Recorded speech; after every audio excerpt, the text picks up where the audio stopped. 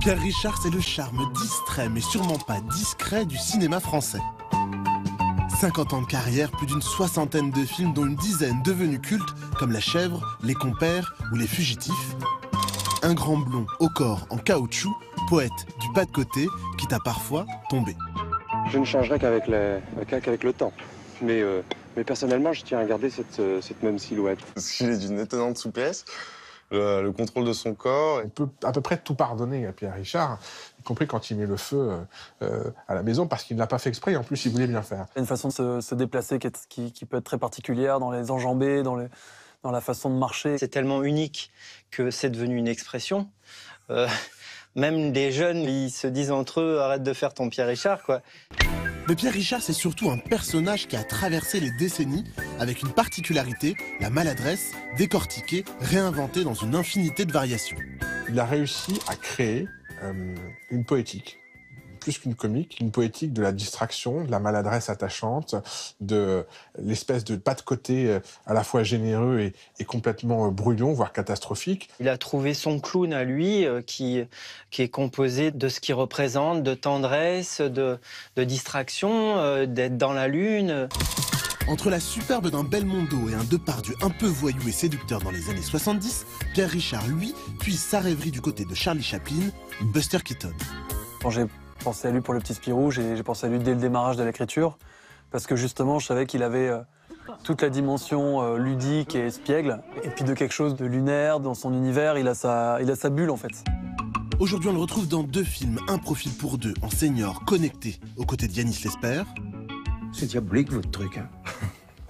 Jamais j'aurais pu m'imaginer qu'on pourrait se mettre en contact avec des milliers de femmes, comme ça, sans sortir de chez soi. Il a son smartphone, il sait prendre des photos. Non, c'est un jeune homme. Hein.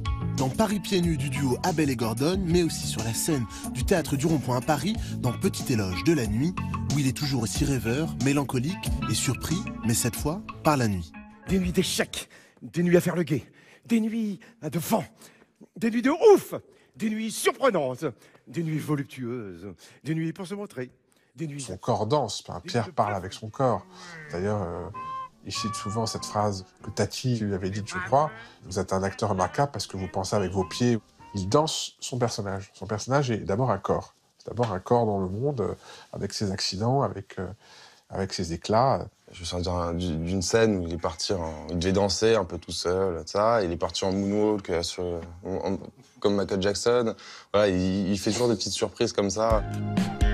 Enfin, une question subsiste, Pierre Richard, êtes-vous aussi distrait que vos personnages, selon Pierre-François Martin Laval, vous l'êtes un peu?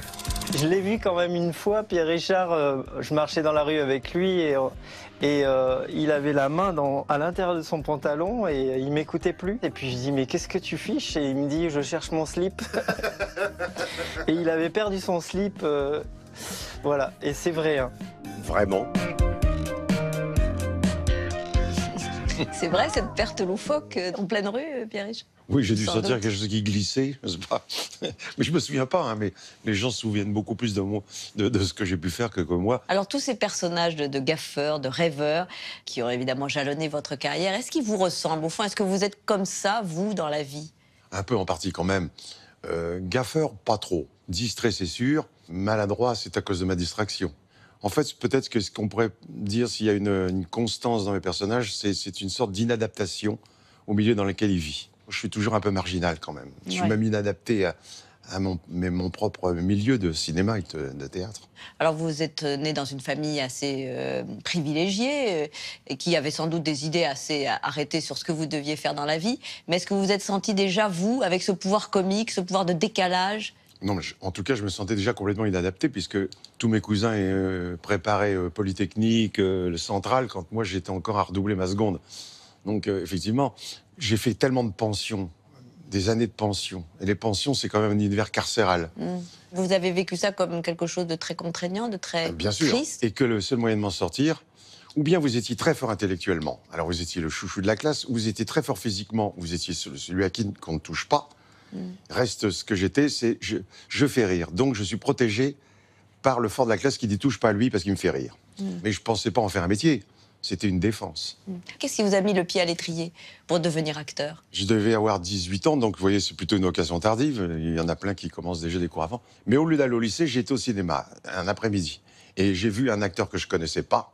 C'était Daniquet. Je m'étais au fond de la salle parce que dans une petite ville, je voulais pas me faire remarquer, sinon on aurait dit « Qu'est-ce que vous faites là au lieu d'être au lycée ?» J'ai vu Daniquet et j'ai regardé Daniquet. J'ai dit « J'ai compris, c'est ça que je veux faire. » Une espèce de coup de foudre. C'est très curieux parce que Daniquet était grand, blond, il savait danser, chanter. C'est tout ce que j'aimais. Et je me suis dit « C'est ça que je veux faire. » 30 ans plus tard, le grand blond est passé à New York. En sortant du cinéma, une dame m'a accosté en disant « Monsieur, j'ai adoré votre film. » Et vraiment, vous êtes plein de poésie. Et puis elle est partie. Puis surtout, elle me dit, vous me faites tellement penser à mon père. Et elle s'en va. Et je demande à mon attaché de presse, c'est qui? C'est la fille de Daniquet. Ah, extraordinaire. J'avais fait le tour de la boucle. Ah oui, c'est formidable. Alors, on voit dans ce rappel de votre carrière, il y a la rencontre, bien sûr, avec Yves Robert, qui va...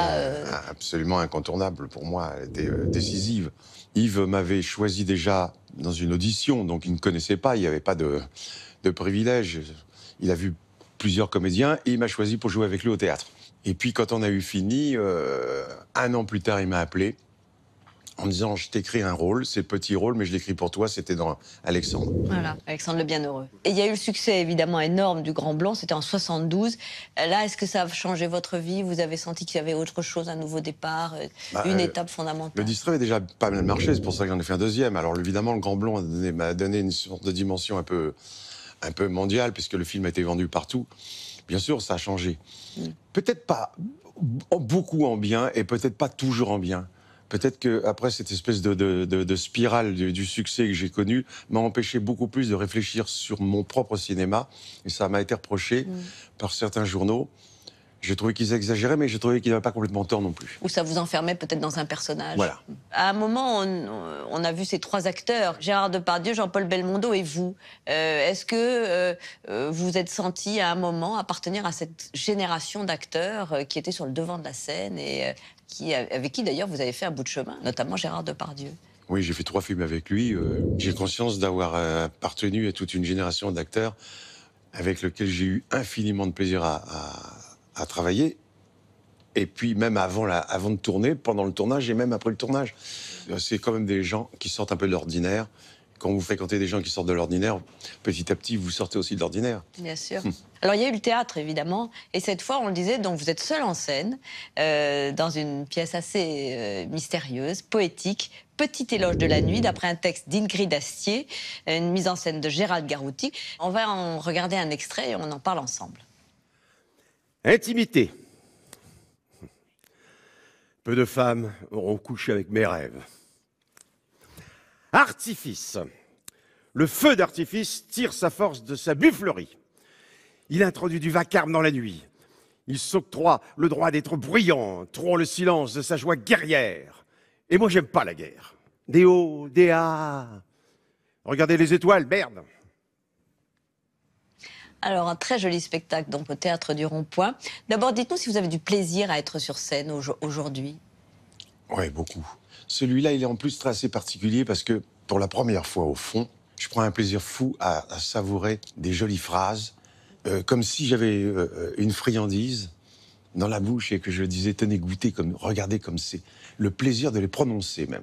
Et d'ailleurs, la fleur du datura. C'est un mot que je disais jamais. Oui. Il y a le texte d'Ingrid Astier qui est très beau. Oui, mais c'est vous un dites texte d'elle, aussi d'ailleurs.